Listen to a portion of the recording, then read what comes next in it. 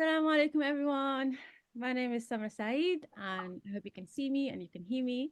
Chair of Board of Trustees for Cycle Sisters, and I'm a ride leader for Hounslow Cycle Sisters Group. Which I can see some of you are here, having your dinner and joining us. um, so grateful for you all here. This is our last. We've been a full year of lots of events, and this is a beautiful way to wrap up this year, if I say so myself. So as you're all aware, Cycle Sisters is an organization based here in London to inspire and enable Muslim women to cycle. We've got 10 cycling groups across London where Muslim women and all women are able to join us for social ride and group rides and road club rides. And this is the story of how Shameem and Nasim first met. I will let them introduce themselves. So this webinar today is about their journey. Their second journey is about their friendship, is about what cycling means to each one of them and what their relationship has grown over the years through the joy of cycling. A lot of you has been keen to know about all the tips and the highs and the lows in their recent trip in to London to Paris, but also how they came about to come up with this plan and not only see it through, but also have so much fun whilst doing it.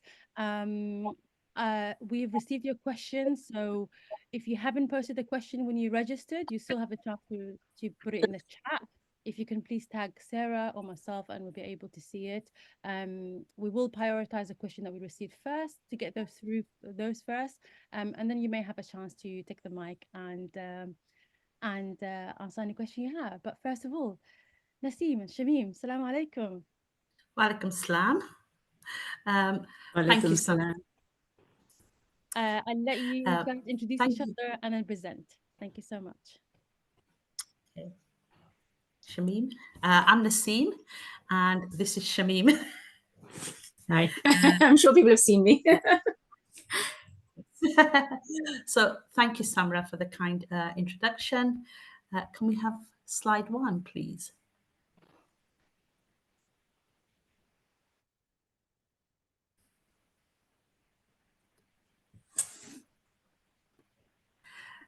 So today we're going to talk about swapping the Newham Greenway.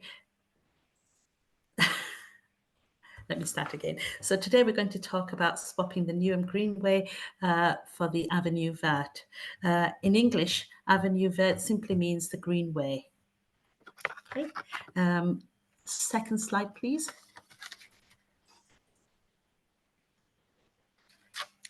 People ask us why did we do it? We say, why not? Over to you, Shameem. Yeah, so why not indeed? So there's many reasons of why we kind of ventured on this journey. We're not kind of like athletes, we're not into fast riding, we've never done this kind of thing before.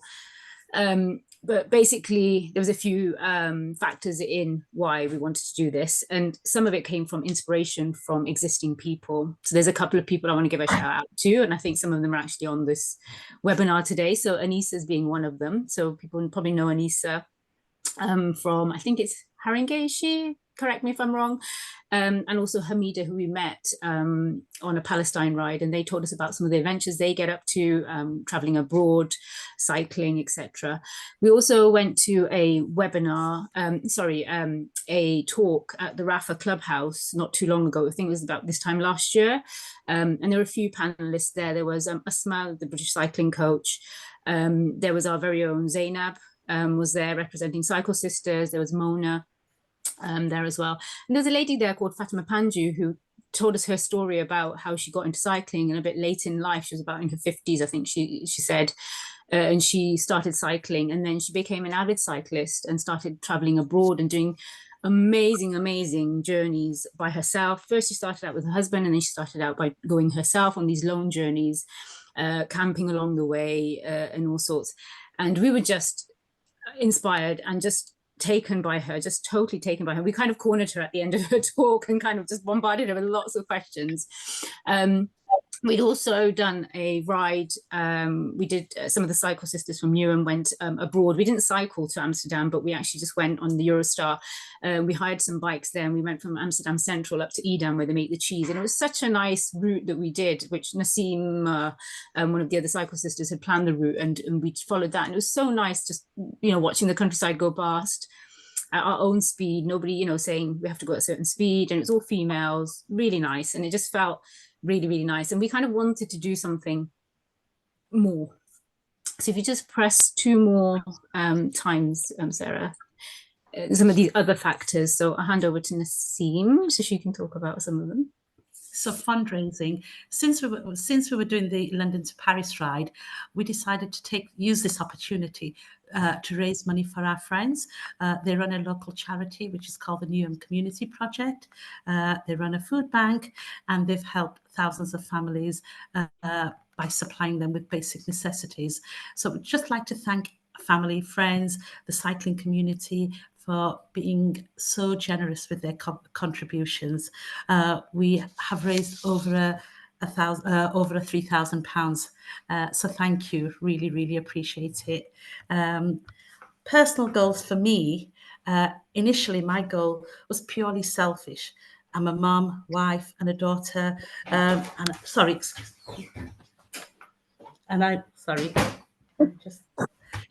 Perfect timing. Sorry about this. Sorry about that. So I just wanted to do this to prove to myself. Sorry, I'll just wait for my brother to go. Okay, so I just wanted to prove to myself that this is something I could do. It's for me that would be physically and mentally challenging. But then after thinking about it, I thought I wanted to be an inspiration for other women as well, women from my community, older women like me, women who are grey like me. And so it was just to prove to everyone that you can do this. If we can do it, I think anyone can do it, because we're not professionals. It's more a sociable ride, but obviously a lot longer distance. And you don't have to be fast. You can take as long as you want. You don't have to do this in 4 days. You can take it over 2 weeks, take it over a week, whatever suits you. And it's for the whole family, because some routes you can just sort of cycle with children, especially the first bit, which is really straight. So again, I'd like to thank my inspiration, which is Fatima Panju and Anissa from Haringey. We met her on the Big Ride for Palestine, and she's just an amazing person. Thank you again. Over to you, Shameem. So there was also Zabia. She'd also done this ride with her husband, and she said it is manageable. She was honest. She said there are a few inclines and a few hilly bits, but it's something that we can do. And for me, my personal goal, people know me. If you say you want to go on a bike somewhere, I'm up for it. I'm there. I'm there at the beginning, and I'm like, let's go. So for me, it's just about that cycling journey and pushing my boundaries a little bit. Doing something a little bit more each time. And for me, I was a bit reluctant at first and a bit hesitant, because I know other charity groups go out and do these rides, but they usually have a support truck. They have somebody that's going to help with their maintenance and things like that. So I was a little bit reluctant, and I said to Nasim, I don't think I can do this, because what will we do? And she's like, no, we'll be fine. And there was initially going to be 7 of us, but unfortunately, due to work commitments, also the distance, some people felt that they couldn't do those distance for 4 or 5 days in a row. They felt they weren't able to, and it was a bit hit and miss whether we were going to actually do this journey. But eventually, we bit the bullet, and me and Nasim was like, we're just going to have to do it. And it just ended up being 2 of us in the end, which wasn't the plan. But so if we just move over to the next slide, and we can talk a little bit.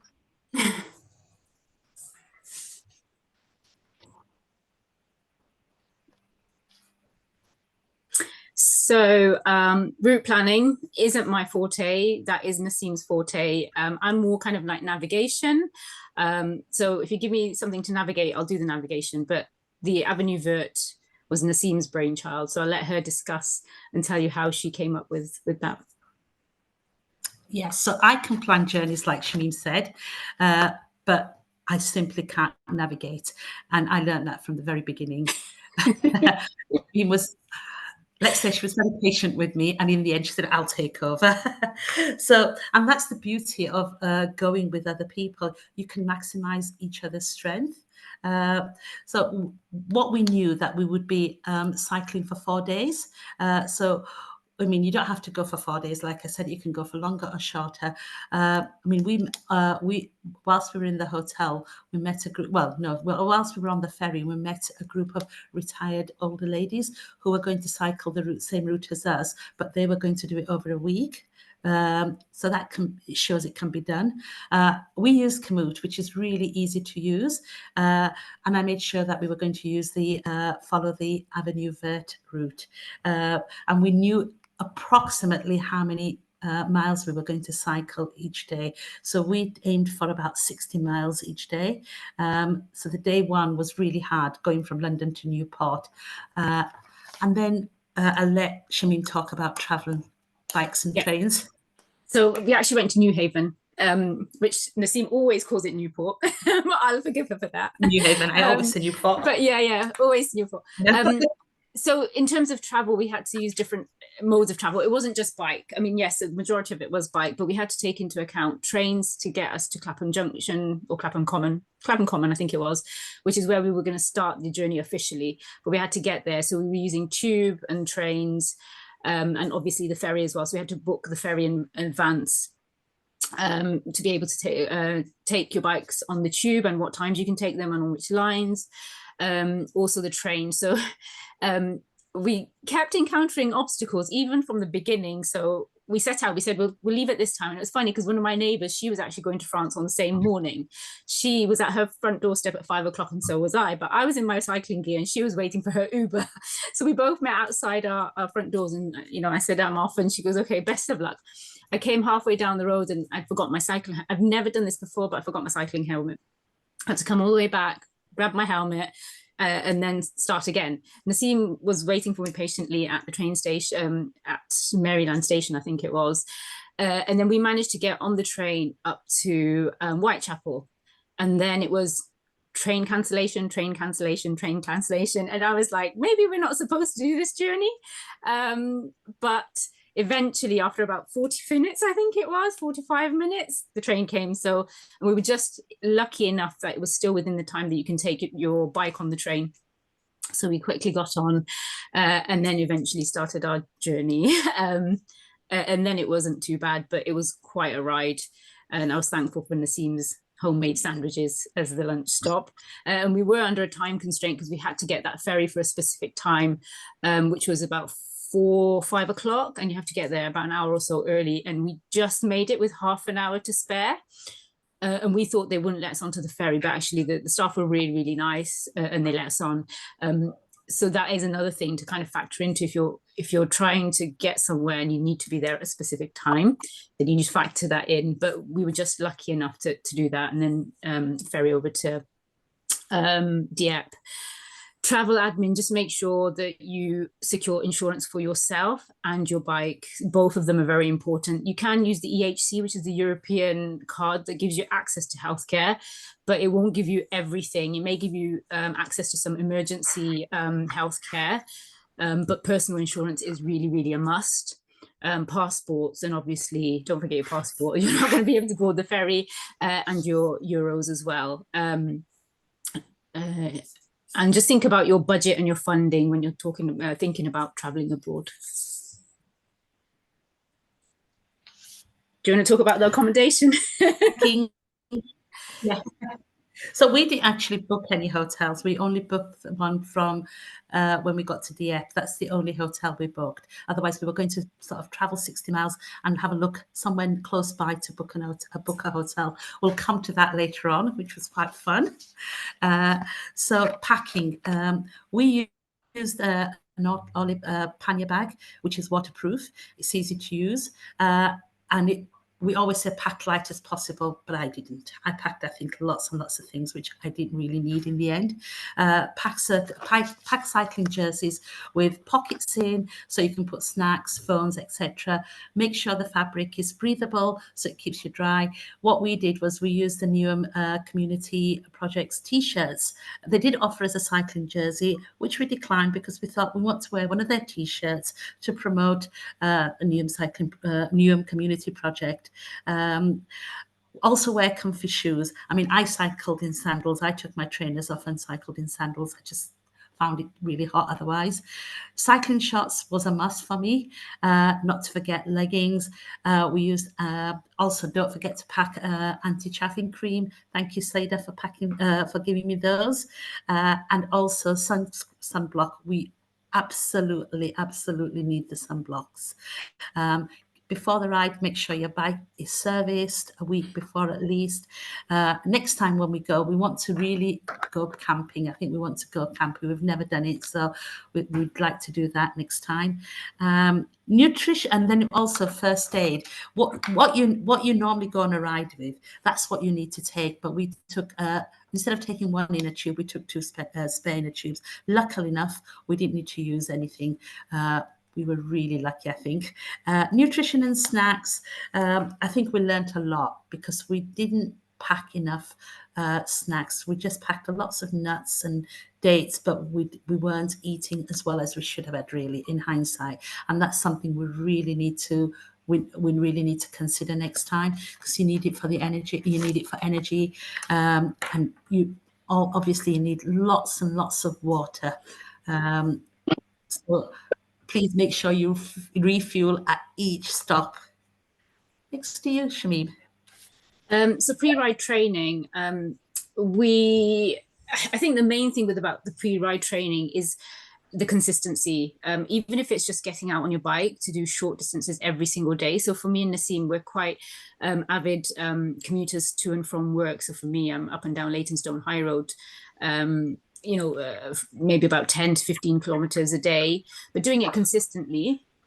And in between that, we did do bigger rides. So we entered the Ride London 100 this year. We did the London to Brighton, and actually the London to Brighton route, there is some similarities with the route taking you up to Newhaven. And so we kind of knew the terrain would be a little bit hilly and a bit challenging. So we knew where that would come in to play. And luckily we missed Ditchling Beacon, which Nasim was absolutely petrified that she routed it wrong and that we're going to go over Ditchling Beacon, which she wasn't looking forward to, but it was fine.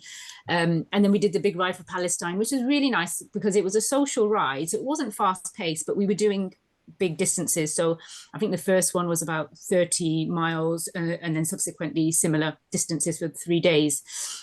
And I think a week or two before our actual ride, we'd always wanted to do London to Cambridge, and we see that lots of sisters do it.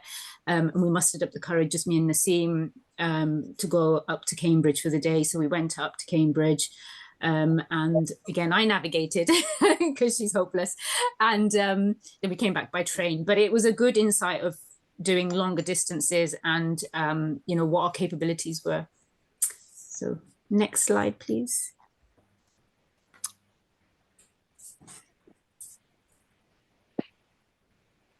And this is just our fundraising page again that we had to plan and plot for. And again, as Nasim has said, just thank you very much to everybody, neighbours, families, friends, cycling community, everybody.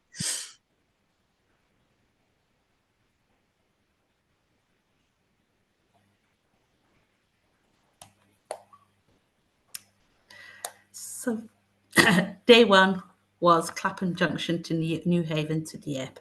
So in my mind, I was mentally prepared. We knew this was going to be a tough, long ride. So when we got to Clapham Common, I was just sort of relieved that we wouldn't have to climb Ditchling Beacon, because in my head, I still had that niggling thought. I thought, what if I've got the route wrong? What if we have to climb this? We're going to be so late. But luckily, it went to plan. And just an hour before we got to Newhaven, I was absolutely shattered. And you see these white vans passing by, and I just wanted one of those white vans to whisk me away, put me in the van, and put me in the ferry. I mean, it was just grueling. The last hour was just really, really grueling.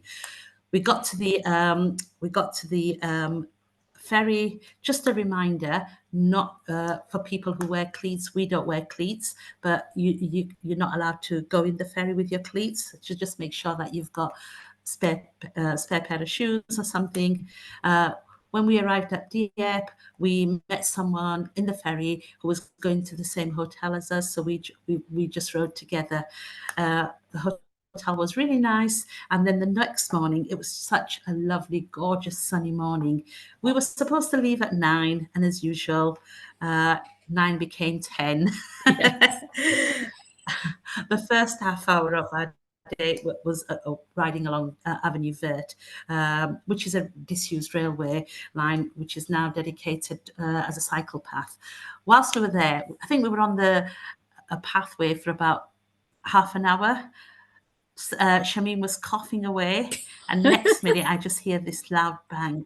I turned round, and Shameem has her bike upside down, her shoes on the floor, she's on the floor. I run to her, and she says to me, "Take a photo." All she kept on saying, "Take a photo." I said, "No, Shameem, are you all right? Are you sure you're okay? Take a photo." I put her bike. She goes, "Why did you do this? Why did you take a photo?" I needed that photo. That was just really, Yeah, the really. reason being was my bike had flipped almost like cartoon style. It was like on its handlebars and the wheels were in the air. And I was like, that would have been such a perfect image. Yes. But yeah, Nasim didn't capture it. She's like, "I'm more worried about you. Are you all right?" But I was fine. A lot of bruises. But if you go to the next slide, Sarah, you can see where exactly. So I was coughing so much that I hit a barrier. And Nasim is there in the distance. You can see, so that's where you see the green sign. It says Avenue Verte, and then you see Nasim in the distance. There's a like a fencing area, and because I hadn't been well a week before, and nor had Nasim, I still had a residual cough, and I started coughing, and I couldn't stop, and I went into the barrier, typical style. But Newham sisters know that I fall off my bike a lot, but I do get back on. Yeah.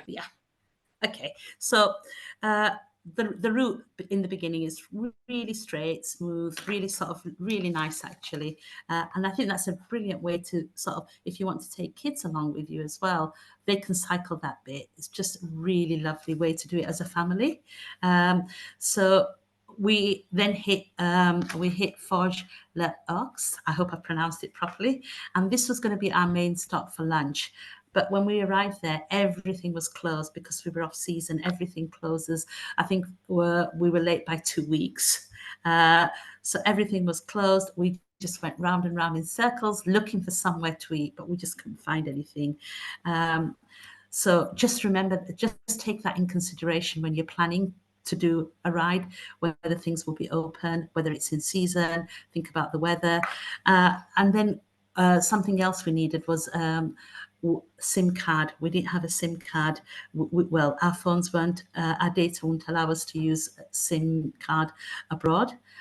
So we came across a really nice hotel where they let us use their Wi-Fi because we only had a few hours left to get to the next stop so that we could, before it got dark, because there was something we decided not to ride in the dark at all. So we had to get to our next stop and book a hotel. So we booked the hotel, cycled for a few more hours, which was quite tough in the heat. It's quite hilly as well. But we managed to get into to a hotel, which was really, really lovely.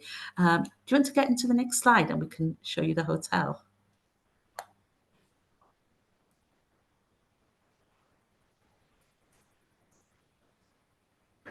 We haven't got the hotel there. Do you want to carry on, Shameem? Oh, so day 3. So that was day 3, where we managed to do a few more villages up to Sergi. And when Nasim's mentioning about Avenue Verte, the beginning bit was absolutely beautiful. As she's mentioned, you can do it with a family. It's very flat. It's very Newham Greenway style, and the roads are really smooth. We encountered a little bit, if you can see one of the photos, the second one down from the top, under the Madeleine, the terrain becomes quite rough and a bit gravelly, and so we were okay with our bikes, but if you're on like road bikes with very thin tires, you may it may not be as comfortable as as the beginning bit, but it was very gravelly and the terrain did change. So it was just something to just bear in mind. And we were given a little bit of a heads up because we saw, so you do see people, it can be quite isolated sometimes where you don't see anybody for ages. And because we were off season, there weren't many cyclists either. It is a well-known cycling route. So a lot of the hotels and things do accommodate for your bicycles, and they do say this is a bike-friendly hotel. And we'd seen a couple, boyfriend and a girlfriend, and they said, oh, you know, back there it's quite gravelly. What's the road ahead like? And we said, oh, it's lovely that way. So we wished them good luck, and they wished us good luck, and they knew what was coming, obviously, with this gravel. Again, nutrition, hydration. So I found Nasim's superpower, which is Madeline's. Give her some of that, and she goes up hills really fast. So I'm lucky I packed some of those in my pocket. And those three lovely ladies. So we met a lot of amazing people on this journey. And this was the thing about this cycling journey, was meeting people and how nice they all are. So we'd run out of water. It was quite a hot day, and these three ladies just happened to be talking at the side of the road. And you know, I kind of, with my limited French, and pointed at my water bottle that I run out of water, and she took my bottle and went inside her house. And I thought, okay, I've lost my water bottle now. What am I going to do? And she came out with my water bottle and a whole big bottle of bottled water, and she handed both back to me, and she wouldn't take money for it or anything. And then Nasim kind of joined me, and you know, we shared water, and they were lovely ladies. And then, you know, we stopped for prayers as well. So we managed to factor in our prayer times. And then that lovely lady with the maroon headscarf on with me and Nasim. So that was in Sergi. Her name is Sarah. She was going to be on the webinar today because we've made really good friends with her.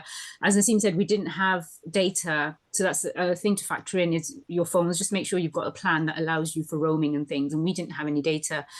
And she didn't know us. You know, totally random strangers coming up to her saying, oh, you know, we're doing this ride, explain to her what we were doing. And she was just like, okay, that's fine. Do you want to just hotspot to my Wi-Fi on my phone? Which she did. And, you know, let me use that. We managed to get Google to find our hotel.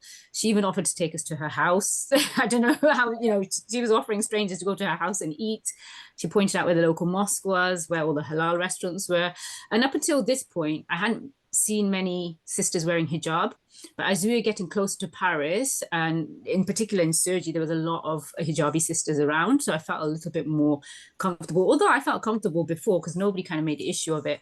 But you felt kind of a little bit more kind of like in a community, and she was really, really lovely. And then we managed to do a bit of Google mapping up to a certain point, and then we came to a really, really busy road, and I got scared because I was like, I don't like busy roads, and this is a foreign country. Are we allowed to ride on this road or not? So we stopped to the side, and some random gentleman was on his Brompton, and he stopped and he saw us, and again, in limited English, limited French, we kind of communicated, and he said, follow me. I looked at Nasim, and Nasim looked at me and we're like, do we do this? Is this a wise thing? And we were, okay, let's do it. We're together. And he was zooming really, really fast. And then he took us through these parks and things. And I thought, okay, we're going to get into trouble today. We really are. And then literally about probably 15 minutes or so, 20 minutes, he came to an abrupt stop and he goes, here you go.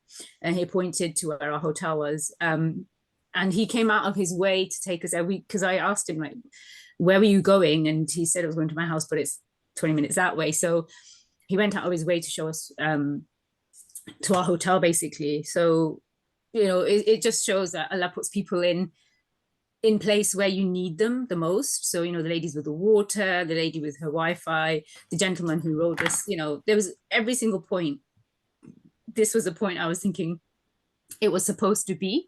Well, as you know, at the beginning where I forgot my helmet, the train wasn't working, I was like, you know, this is everything saying we shouldn't be doing this. But actually, as we were going, we were being helped all along, which was really amazing.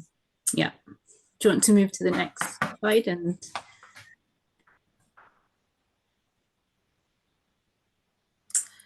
yes, this was our last day. As you can see, we sort of cycled through the river, followed the river, and there was this bridge we came across. We had to cross this bridge, which had, it felt like zillions of steps, really, really steep. We had to take up, the lifts weren't working, so we had to carry our bike over on the bridge, and then we had to get our bags because it was just so heavy to carry everything all at one go. But that was just such an amazing journey to go over the bridge, do all that on your own. Otherwise, I think I think for yourself, you build resilience as well. You really do. You think, and when you've got someone else saying, come on, you can do it, it really makes a big difference. And on here that you can see the old disused railway line, that's the line we were following. This was our ride to Paris. It was longer than we thought it would be, the last bit, but it was much flatter as well in lots of places, especially when we got towards Paris. Next slide, please.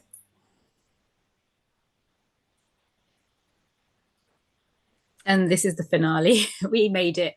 We wanted to get there a bit earlier, but unfortunately, it just wasn't to be. But we managed to get there early evening. First stop was obviously Eiffel Tower because that's where we said we'd finish.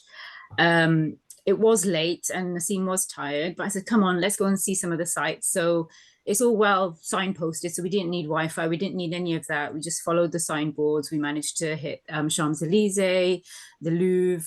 Notre Dame was quite nearby, but I think Nasim had enough. She's like, no more. I gotta go sleep. So we went and found a hotel near the train station that we were going to leave from. And I just wanted to put that flag of Palestine there in the middle, because as we were entering, I saw that, and this was even before all this stuff was happening in that area at the moment. But it's just a reflection of how there's a twin city actually as just before you enter into Paris, and I thought that was just lovely. And I just thought in the current climate, it's just nice to kind of reflect on that and give them recognition for that. Next slide. This was our return journey. Over to you, Shameem. Just to let you know, you not sleep.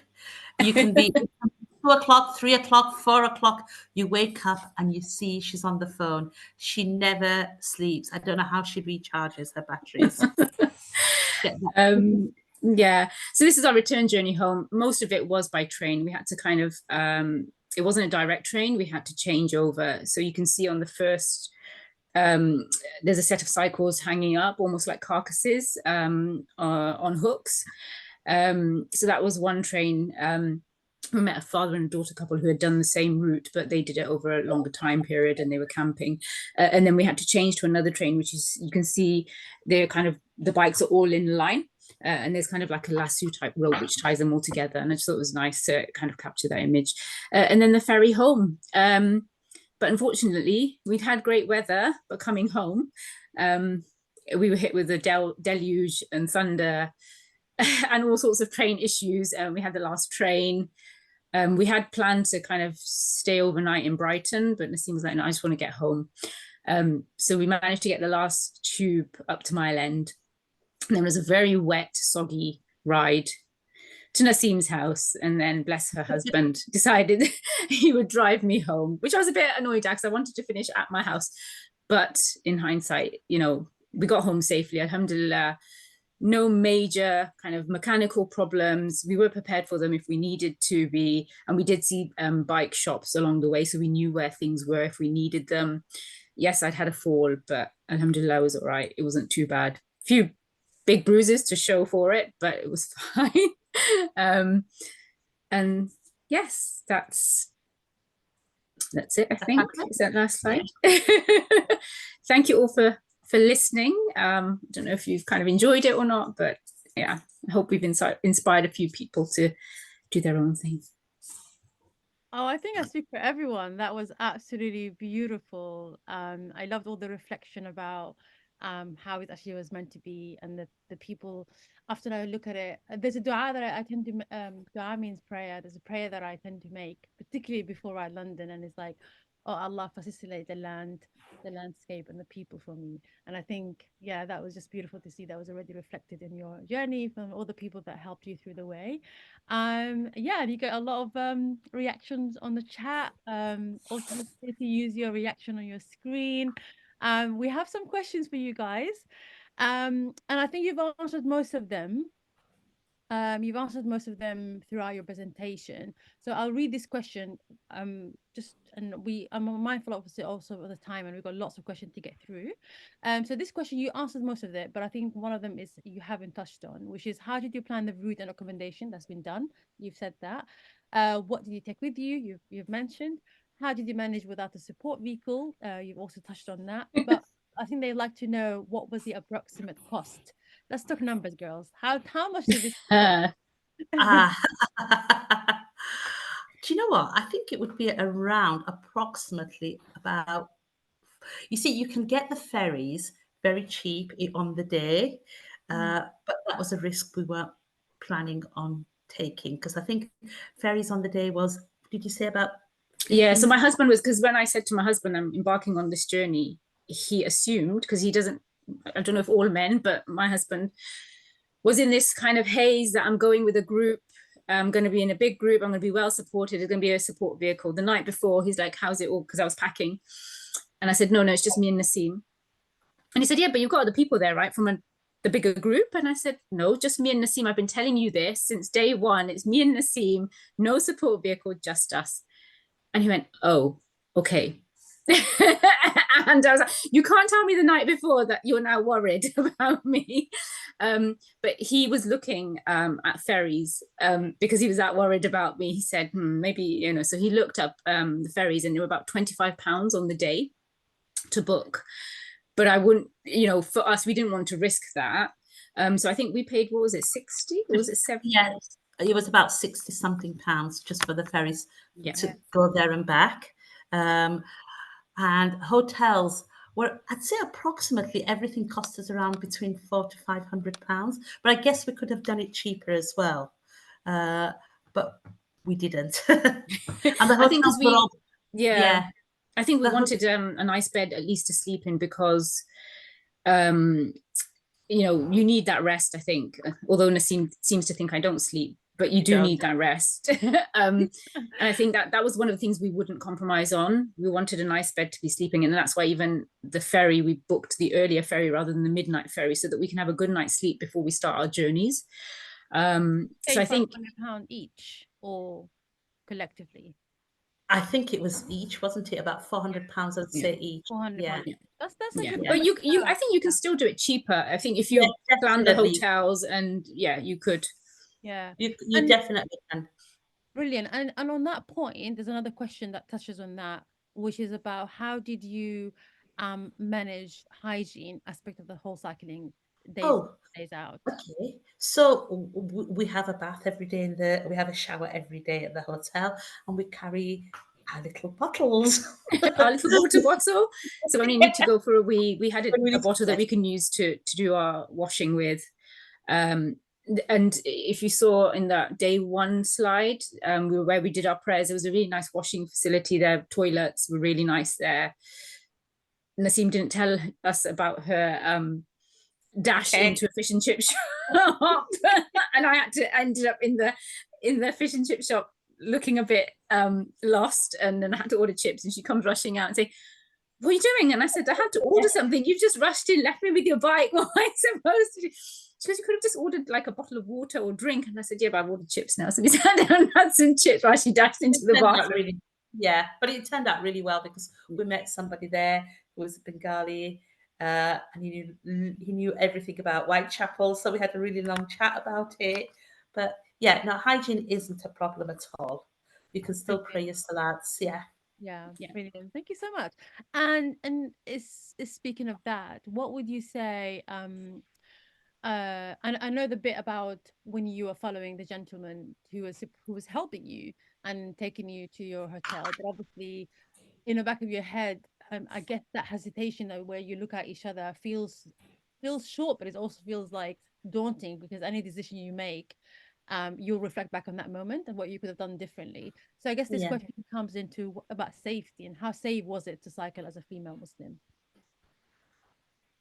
I thought it was fairly safe. People were every time we stopped, people would come and talk to us. We've had just they're curious, I think. They want to know who we are, what we're doing, why we're doing it. Because I don't think they've seen many Muslim women. So I felt completely at ease with everyone. We stopped over on the main road to do Salat on one day, didn't we? So it was just, I felt completely safe. So so that was the thing when we were venturing out and I was trying to get leave from my boss. He said to me, "You're mad," and I said, "Why?" And he said, "You're wearing a headscarf. You're going to France where they've banned the hijab. They're banning the abaya in the middle of nowhere. Nobody is going to be able to contact you." Because I asked him for some fundraising money, and he said, "I'm only going to give you the money if you come back in one piece." That's what he said to me. He said, "I'm only going to give it you if you come back in one piece." And he was quite worried, and I didn't actually think about it like that. And then on the journey, and although I didn't see many people wearing a hijab at the first part of it, as I said, as we got closer and closer to Paris, and especially Sergi, I saw the change that there was lots of people wearing hijab. But even up to that point, I didn't feel that anybody was kind of looking at me negatively, or everybody was super friendly. The other cyclists that we met were super helpful, talk to us, about, as Nasim said, about our journey. And they were just interested. They thought we were mad. One lady thought, because we asked her for directions, and she's pointed out the sun because it was quite hot the few days that we were cycling. And she pointed out the sun. And she goes, "It's too hot. You can't be doing this." Yeah, it was fine. I think it was fine. Safety is one of the things you do have to think about, and we did think about.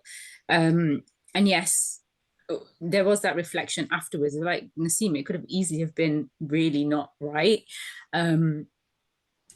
But yeah, but also gut. I think totally. I think You've got your gut women, feeling you've got as well. intuition and your gut feeling and the trust that you have on each other, and the benefit of the doubt sometimes actually plays in your favor than negatively. There's a lot of question about routes and stuff, and I'm really much aware that you have talked about the planning and the route, etc. While we're in the route topic, what was your route back? What was your route journey back that you took? Did you go through Carlisle? No, so it was a train. We took the train from Paris to Dieppe. Brilliant. And and what then was just got your the ferry. and what was your biggest, what would you say your top tip of planning a route overseas? I know you mentioned about using Komoot, and relying so much positively on your strengths. So Nasim, you were the route planner, and Shameem, you were the navigator. But what would you say your top tip is, if you can name one? I think it's important to have a SIM card. Really important to have a SIM card. I think we really struggled without a SIM card, just for like little bits of information, finding hotels and finding different things. I think you need a working SIM card, what you can use. I'm really surprised you guys did that. I think it was hindsight. I think we thought that our phones would work on the other end, and then we were like, "Okay, we have limited data. What are we going to do now?" Okay, and then she's, you know what? Like I've been watching Race. I think it's a BBC show called Race in the World or something, and they're not allowed phone data, and they're not allowed even their phone, and they're not allowed to take plane, but they're allowed to navigate in every other transport. And it really makes me think like there is a way to go back to basic and ask people for. What did we do before phones? Yeah, What did we do? Exactly. Race the World. That's it. Oh, I love that show. I'm obsessed. But it just shows you that there is a way to rely on people, to rely on each other, and to navigate just using landscape. I think my top tip though would be just trust the process, because with this accommodation, so I'm a bit of a control freak. And I like things to be in a certain order, and I like backup plans for everything. If this doesn't work, I know my plan B, plan C, I can go to Z. That's how I am. And it seems a little bit more like, oh yeah, we'll just decide when I was in the sea. What if we get stuck in the middle of nowhere? We're going to get eaten by wolves or something. And she could tell that I was getting panicky. She goes, don't worry. And I think just she did relax, try to relax me a little bit. And I think relaxing and enjoying it, rather than getting worried about it and wound up. You know where the next stop is, you know how it's going, you're with someone, you're not totally on your own. So I think just enjoy it a little bit. And she's like, relax, you'll be fine. And I was like, you don't have a plan B, we don't have a plan C. And that brings me to the next question, and that is about how do you, I know you said that initially you were worried up to the last point, you were like, is this actually the right idea? But like, what did it take you to build up that courage, and what scared you the most? Like, I know like you both been lucky that with no mechanical issues, despite taking two inner tubes, and you know you didn't have a service car, etc. But what did you actually do to build up that courage for anyone that listening saying, maybe they got lucky, I don't think this is for me? I think it's important that you know how to do the basics, how to change a tire, how to Yeah. put it in a tube. I think basic things like that are really, really important. If you've got those skills, I think you can sort of carry on, muddle along to the next stop, even though it might be miles away. But I think it's important to have the basic skills on how to do certain things. And maybe just be aware of where a bike shop may be. I Mm, think there were some websites, so we did use Komoot, and I think on there, I can't remember if it was on there, Yeah, there were little circles where it tells you where the hotels are, which are friendly with bikes. bikes. But I think there were also bike shops, like they showed a Yeah. little bike indicator, so you knew where a bike shop was. And that town where we got lost and we couldn't get out of that little black hole, don't know where that was. There was a bike shop there as well. Because when I had fallen off my bike, my pannier rack had become a little bit loose.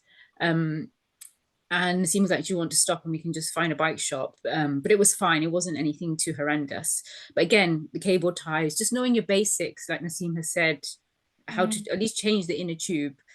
And I think Nasim, I think I had three. I had a third one, spare one, secretly squirreled away in my bag, just in case we needed it, because I was that paranoid. Because when we went to Cambridge, I did the week before, I actually had a tear in my yeah. tire. And when I went to have it serviced, Nigel was like, it's good you brought it into service, because he showed me and it was a proper tear, and he said it would have burst. Yeah. So just being aware of simple things. And I think as long as you're, and you're with someone who, you can support each other. And that's the other thing, you aren't alone. If you're on your own, even then, I think you would be fine. You would make your way, but just being aware of the basics, I think. And in terms of emergencies, like, knowing that you had no data, what would have been your next, like, how would your next of kin have reached you, or how did you, or would Nasim will tell you. oh, Nasim, tell us. She's going to hate me forever for doing this. It's all to do with Shameem. Because you can't be, because I know my friend and I, like Fatima and I, we are next of kin for each other. But sometimes if you're riding with each other, it doesn't really help. No, So no, how no. are you guys for each other? Like how is it, do you have each other's contact? So contact in my little family, so I've got two Yes. boys and a husband, and we all have Apple phones, and there's that Find My Phone function. And until this point, I'd resisted allowing them access to see where I'm going. Okay, because I can be saying I'm going to do so and so, but I might go shopping or something. So I don't want them to see that part of where I'm going. And the night when I was, we were having this conversation with my husband about, there's no support vehicle. It's just me and Nasim. He said, okay, it's time, Shameem, you have to give me access to Find My Phone. In case I have to come in the middle of nowhere, how am I going to find you to scoop you off the floor and come and get you? So I had to allow him access. And actually, it was quite a nice thing, because I'd get messages from him randomly saying, oh, that's really nice countryside that you've just passed. And I was like, how does he know that I've just passed? And he'd been following my journey as I'm moving. And he said, I can see your dot moving along on the map. And he'd zoom into that area and have a look at where I am. And I said to Nasim, like a tracker, like you had a tracker on the yeah. So I said, and it seems like, how is he doing that? And I said, there's this thing on Find My Phone, but you've got to give access to whoever to be able to track you. So she did that, and she hates me now. Follows me everywhere. Oh, you went there. I thought you were only going to be 5 minutes, but you're somewhere else. But it's a really good app, actually. I really think that's everything you could have possibly said. I did not see that answer, so that was really interesting. Thanks whoever. I do it to you. I use it for my boys just to make sure I know where they are. If they're telling me that they're at school and not at the chip shop or wherever. So that's why we were using it, just to make sure that they're safely getting home while we were at work. So we use it now. Yeah, exactly. Now use it for other We things. know exactly where everyone is. I'm just, And I think the other important thing is, although I mean, we only met through cycling in Nasim, so we don't know each other's families that well and things, but we sent each other our documents, like copies of our passports, things like that, so that if anything got lost or if one of us got hurt, they, you know, Nasim would have my husband's number in case she needed to contact my husband and vice versa, so that you know, yeah, that's really wise. Yeah, because That's that's really what you important want. to do Like, that. you don't want to be in a Yeah. foreign country and then you're like, oh, I wish I thought about this. Yeah. And No. there are some questions that I know you guys talked about your friendship and how you met through Cycle Sisters and how you met through cycling. But what, like, I know you said like she's useless with navigating, but what was it that made your relationship and friendship really works? And if there was a trip test to your friendship, how did you overcome it? I would say I love you to Nasim every single night, but she wouldn't Every respond because she single was already night. asleep by then. I can't respond, love. I cannot say anything. Every night was, I love you, Nasim. I'm snoring away by the time she's talking to herself. It's just crazy. She's talking to herself. One of the days I was just talking away. I was on my phone and she was lying on the bed. So I was assuming she was listening. And then I turned around and she's gone. Sleep, snoring away. No, I think our friendship, this friendship, I think it's for life. Because we've been through so many things, we've shared so many stories, we've learnt so much about each other, Mm, and I'd like to think it's for life. And you do. There's sometimes we might annoy each other, but isn't that what friendship is about? You take the rough yeah. with the smooth. Oh, that is beautiful. That is beautiful. Thank you so much for answering that so beautifully. Um okay. I think I've gone through most of the questions that came before the event. There are two left, but I will leave that to the end if we have time. And I'm mindful you have a video to play for us. So if I could conclude maybe this question, what type of bag would you recommend for London to Brighton? As you've also done that before. So I know this is not specifically to this trip, but is there any for those who just signed up to London to Brighton for this year? And I know London to Brighton was also because we had some question about your training, and I know you've answered that through your presentation. You did Ride for Palestine, you did London to Brighton, you did London to Cambridge. So what bike would you recommend for these type of rides? Ooh. So I have a few bikes. They all laugh at me because I have a few bikes. They know I like a bit of a bike. If I see one, I have to have it. So my normal commuting one is my Giant, which is very heavy and it's a bit cranky and a bit old, a bit like me, but she does the job. But I've got a lighter bike, a Cannondale Quick 2, which is a carbon frame and it's very light. So I usually do my longer distance rides and my kind of more endurance rides on the lighter bike rather than the heavier bike. That one I kind of use for commuting and things like that. And because she is a bit older and a bit heavier, it actually builds up your muscles a little bit more, I think. Or I'd like to think. I think that's the science behind it, but I don't think I'm just making it up, I'm sure. And then the lighter bike is much easier to then use for the longer distances and for getting up the hills and things. But you do notice the difference. Well, I do notice the difference between the two bikes. So it's what you're going to use your bike for, really. If it's a short commute to the shop or daily, you know, commute short distances, you may want a fancy bike with a nice little basket. But if you want to do kind of more longer distance, and it's about your budget as well, what you want to spend. Because that will also play a factor in it. You know, if you want to do these endurance rides, then you will need a kind of more robust road bike, I would say. But it's up to you what you want in terms of the bike. I think you and your bike have to kind of get to know each other, and that's really important. And finding your right bike for you isn't necessarily going to be the right bike for somebody else. So that's yeah. Thank you so much. Thank you so much for both of your answers. Let's actually we're gonna play your video, but before we do that, what's next for you guys? Trying to get the other 2024 5 looking for you good. that didn't come with us to come with us next time. Yes. Do you have a destination in mind?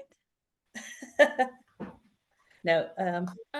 We've been thinking a few things, but we're not sure yet, depending on work commitments and things like that, because that plays a really important part in how much we can take is work, which is the limiting factor. There's a suggestion in the chat saying Morocco would be awesome. So that's an Morocco. idea. Yeah, it's also very hilly, I hear. Yes, And I'm not a fan of hills, nor is Nasim. I live in Morocco too. Thank you so much for your like, it's been really wholesome, and it's been so lovely getting to know you through your journey.